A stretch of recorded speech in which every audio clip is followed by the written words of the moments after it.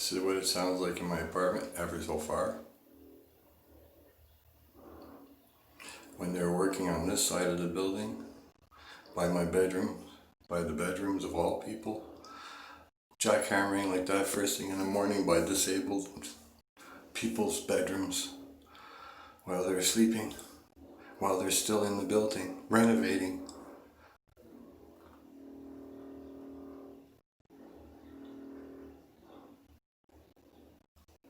First thing in the AM.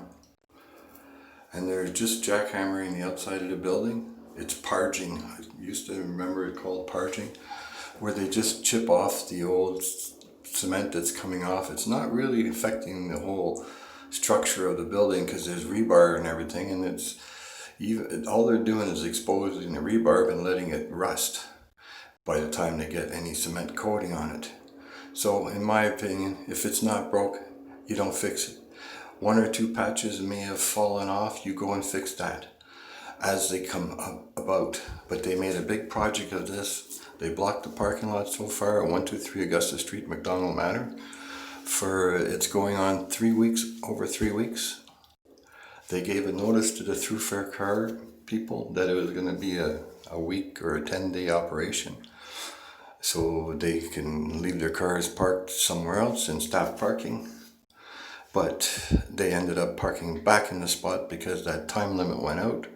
Then it stopped access to the parking lot and very inconvenient to ratepayers for parking. And it's still in operation.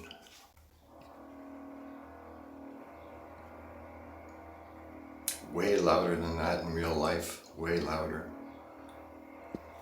They renovated the upstairs penthouse, the flooring, the kitchen. More in construction, did the roofs. It's just a coincidence that all Ottawa community housing buildings need roofs.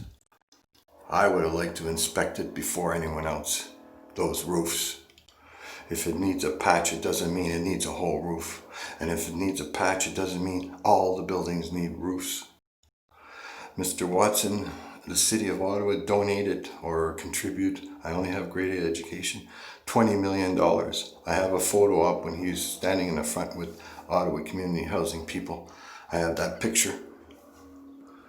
Instead of fixing the apartment, this thing, property manager Jean Le Bolduc, I told him about that. I told him as soon as I moved in. And I didn't want to let anyone in the apartment. I just moved in. I didn't have my thing in order. I wouldn't even invite family at that time. So it's intrusive. I still let him in. I said everything's fine, but I recorded this problem where this was just stuck on there. I'd been putting things on to remind me not to touch it, but it was stuck right on in there. When I went to lean on it, I almost broke my neck. I told him about the toilet.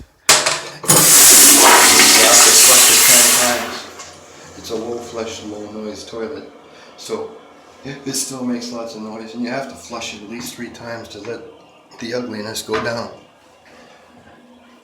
They have lots of money to repair other things. I took up this light switch.